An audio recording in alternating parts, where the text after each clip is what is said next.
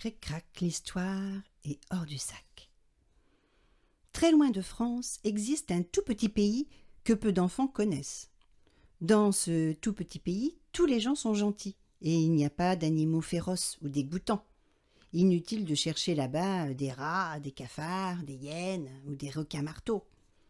Ce beau pays s'appelle le Ziguigui. C'est un drôle de nom pour un pays, mais c'est comme ça qu'il s'appelle. À Ziguigui, il y a un docteur qui soigne tous les petits bobos des enfants et des animaux. Il s'appelle le docteur Bonbon. C'est un drôle de nom aussi, mais c'est comme ça qu'il s'appelle. Le vrai docteur de ce vrai pays qui s'appelle Ziguigui.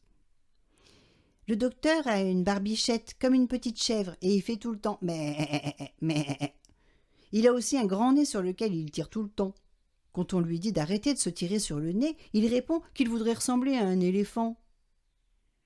Quand les gens viennent le voir, il les examine et il dit « Vous avez la toux. Mangez des roux-doudous. Pour cette égratignure, mangez de la confiture. Pour ce mal de dos, il vous faut des chamallows. Mais... » Dans la salle d'attente du docteur, j'ai vu un jour un koala avec une crise de foie, un kangourou avec un mal au genou, un grand cheval avec un teint tout pâle. Un jour, un jeune chiot se fit renverser dans la rue. Il faut dire que ce petit fou avait traversé en courant, sans regarder à gauche et à droite, juste au moment où passait un gros éléphant.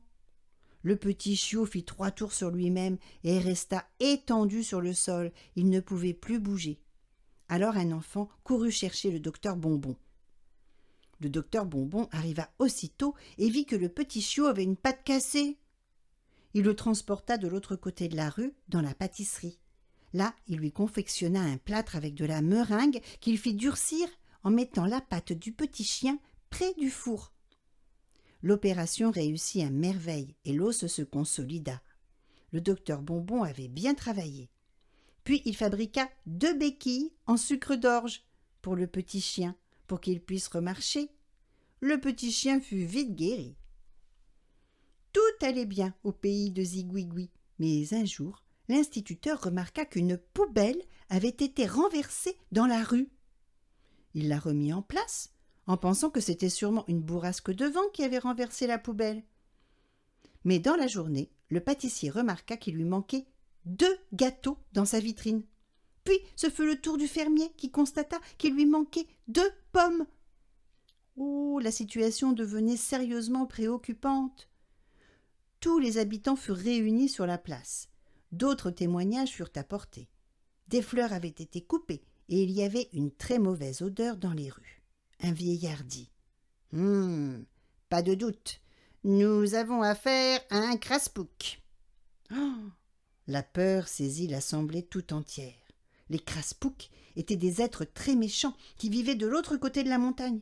Personne n'en avait jamais vu, sauf les très vieux, car autrefois il y avait déjà eu une attaque de craspoucs. Il fallait agir.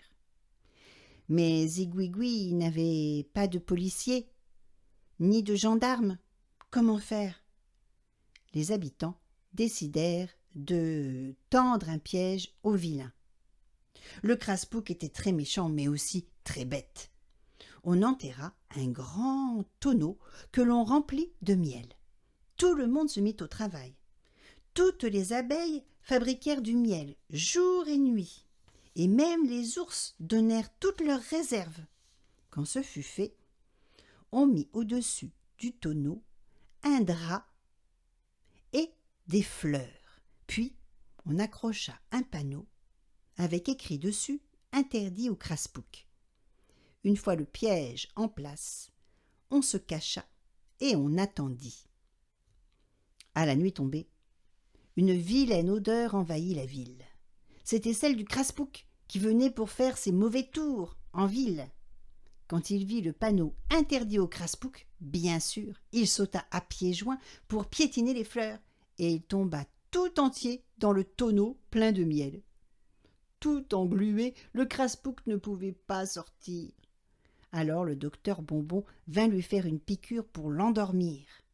Puis on sortit le tonneau de terre et on le fit rouler jusqu'en haut de la montagne.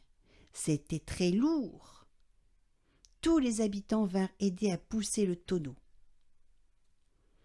Lorsqu'on arriva tout en haut de la montagne, tout le monde fit un dernier effort pour pousser le tonneau avec tout son miel dedans et son vilain craspouc dans la pente de l'autre côté de la montagne.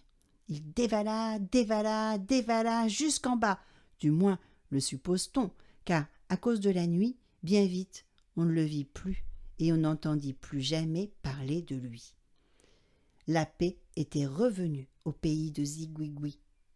Cric-crac, une histoire est dans le sac.